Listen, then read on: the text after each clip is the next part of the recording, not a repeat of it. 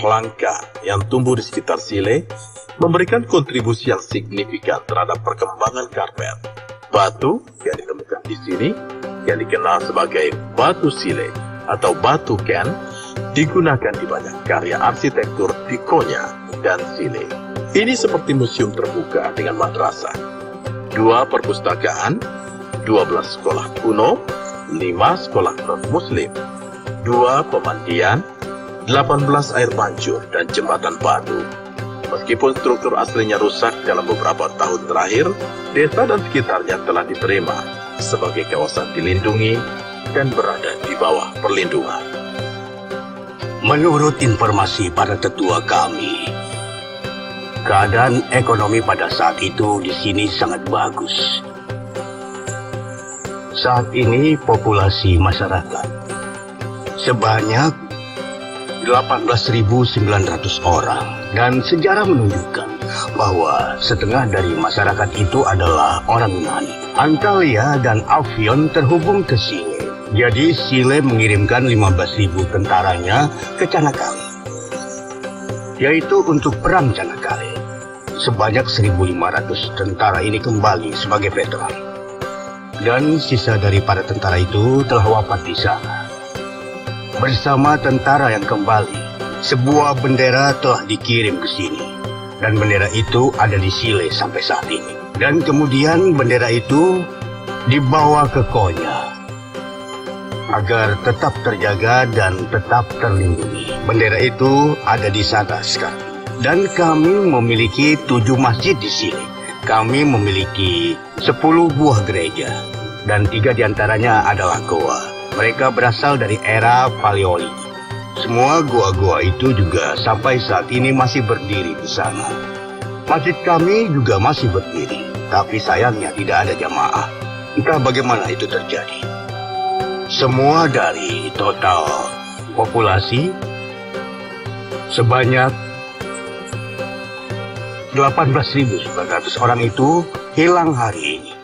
Dan sayangnya, kami hanya memiliki populasi sebanyak 1.502 orang saja.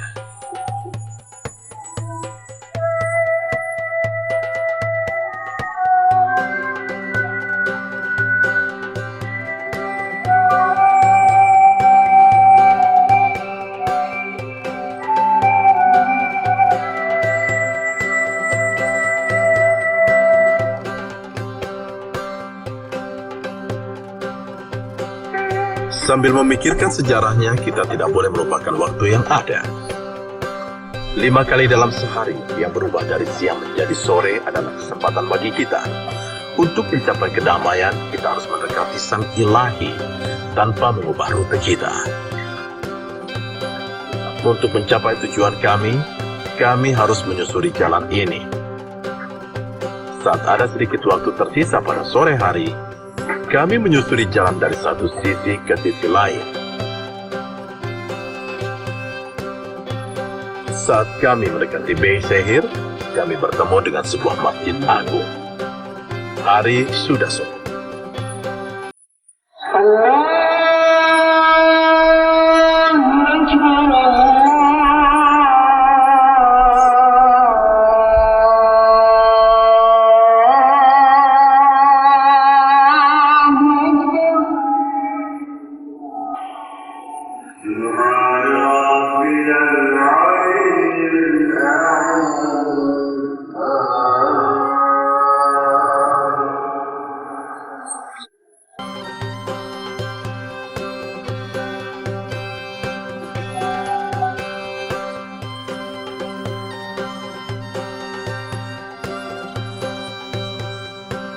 Setelah sholat Ashar, mari kita dengarkan beberapa informasi tentang Masjid Beyşehir atau Estrefoglu yang masih tidak cukup kita dapatkan.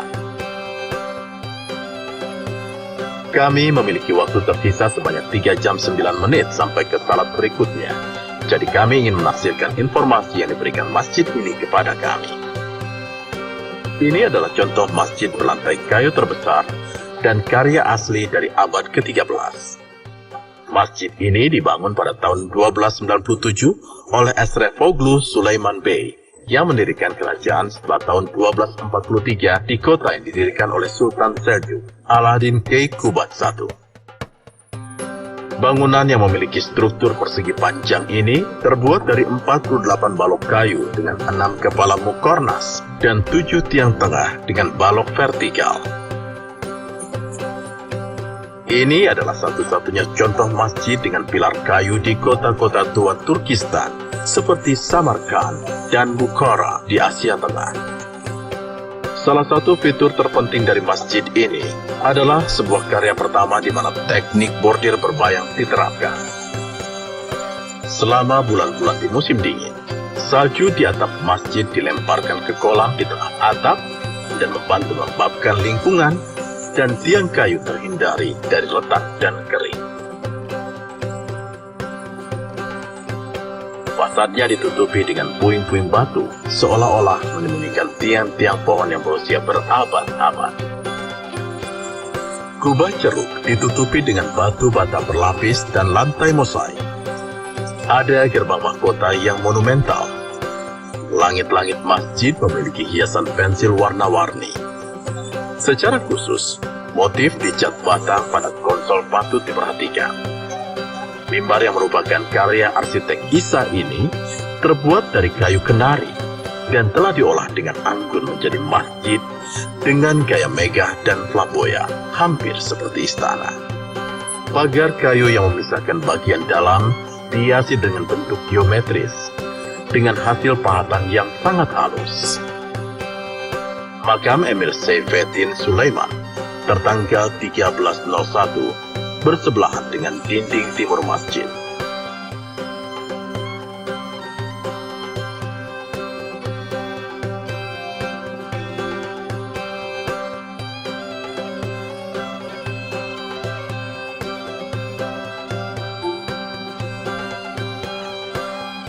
Danau Besir seperti panorama yang melengkapi puluhan gambar di otak kita. Apakah itu warna biru, toska, atau hijau? Kehadirannya memberi kita kedamaian. Danau ini menyambut kami seperti tempat yang tidak dapat diakses dengan banyak warna di bumi. Danau Besir menyambut kami, sama seperti Sultan Seljuk. Sapaan Alauddin Keykubat yang dilakukan berabad-abad silam.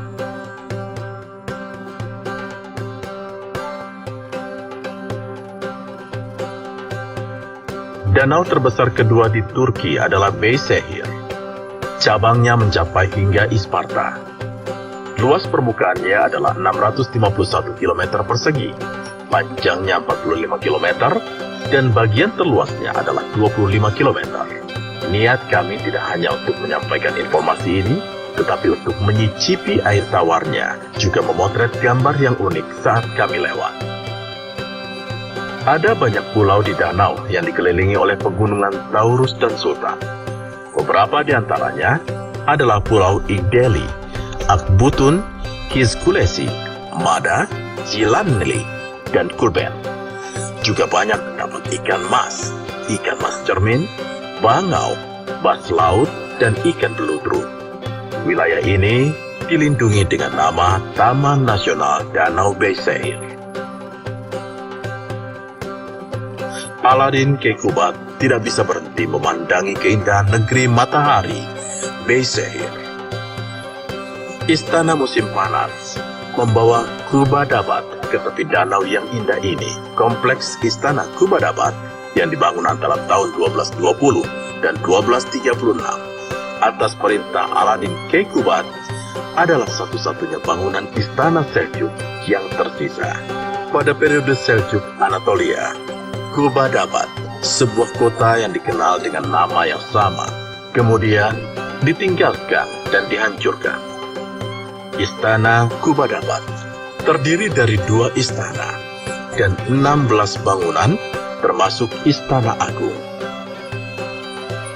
Ada juga taman bermain dan galangan kapal kayu kecil yang mirip dengan galangan kapal alanya. Ini dianggap sebagai bangunan yang unik.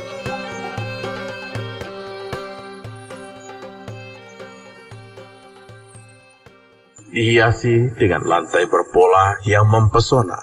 berornamen seperti permata yang dibangun dengan gaya hotel besar yang unik.